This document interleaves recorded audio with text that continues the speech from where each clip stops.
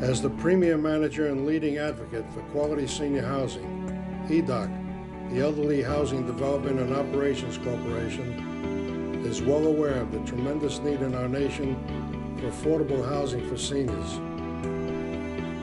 Still, it was remarkable to see hundreds of seniors line the streets, hoping to be accepted for an apartment in this new building.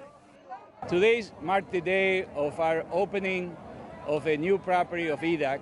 We were told by the police department there are over 700 people lined up this morning at 9 o'clock, and we expect by the time we open the doors at 1 o'clock, there will be over 1,000 people in the streets trying to come in to get an application. I have worked here for 45 years, and I have SSI, and I'm paying a regular rent, and I cannot afford it. They need help. A lot of people need help. They either pay an efficiency $700 and be left with $100 or $180 for the phone and for electricity, and they have to go to the senior center to get their one-a-day meal. You know, they're willing to stand in line for 24 hours in order to see the possibility of getting a chance of getting an apartment. They're having a hard time. There's a Harvard University study that shows 8.4 million seniors have an annual income of less than $10,500 per year. We also have 1.5 million low-income seniors today who pay more than 50% of their income on rent.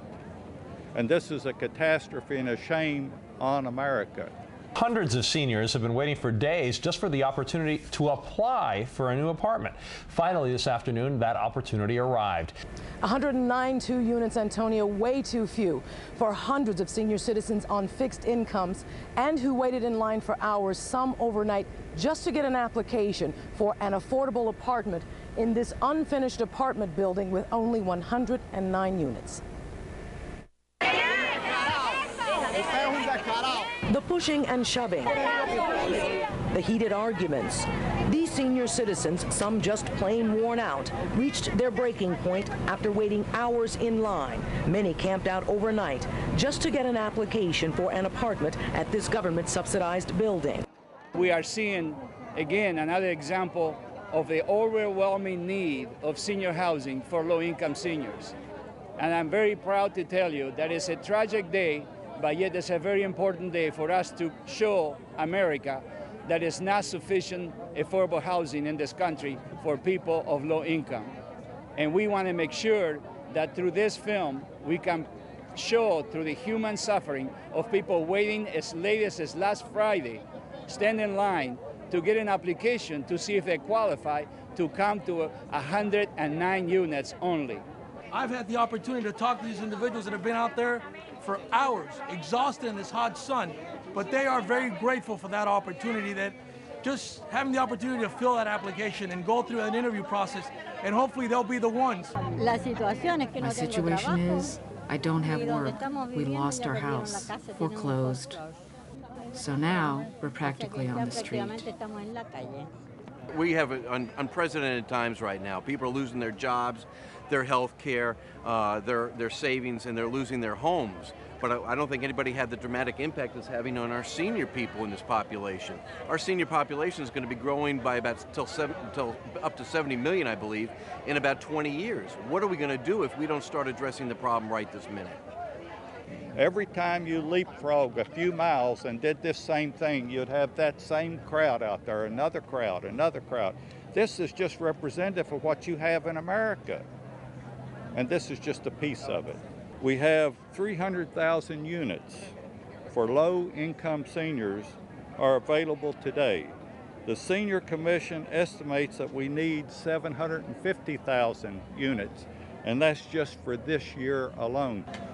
We're in line here based upon my mom, because she's disabled, and basically where she's living, she's renting, she's not owning. It's too much. The economy, it's just very bad right now at this moment. So that's why everybody's here applying to see maybe they'll be able to get some help. This is the silent crisis. You know, all the candidates are speaking about Main Street and Wall Street, and they need to take a look at the senior citizens. This problem has not been addressed, and we need to do something about it. I think what everybody needs to know is that the labor movement's strictly about people. We're about fundamental fairness, and we're about quality of life and making sure that nobody's being left behind. Unfortunately, behind me, you see people that are being left behind. Despite the yeoman's work of the people for elderly housing, we've got to do much better. The problem is that we have Section 202, which is cutting funding. People have to see real faces out here that are just looking for a roof over their head. Our most senior people, our most treasured citizens in this community have to find a roof over their head. You can see the dire need of housing for our elderly in our community. It is sad in many ways when we have to see this, but we also thank the great organizations that make this a reality. You know, this building was done without all the hoopla and all that, and it was done. And in a few weeks, people will be leaving there, and that's the way it should be. It's a great thing, believe it or not, with the heat and everything, but it's all worth it. We got to do better for people, and I think that's what the AFL is saying right here, is that we're going to partner with anybody that's got a heart in their body and compassion in their heart to say that we're going to fight for people like behind me. 1, 2, 3, go! The ceremony we just concluded here at Palermo Lakes was a joyous one. 109 families who heretofore did not have decent roof over their head now have apartments in this beautiful building. But as we rejoice, we also remember that last October, more than 1,000 seniors lined up in a hot sun, some over several days, to get an application for 109 apartments. This situation is unacceptable and is steadily growing worse. So we call upon all Americans who have a commitment to social justice, who believe that after a lifetime of work, a worker should at least be rewarded with the dignity of a decent home to live in. And we ask those people to join with us to press our members of Congress and at the state and local level. Working together, we can see that all retirees can enjoy the golden years, not just a few.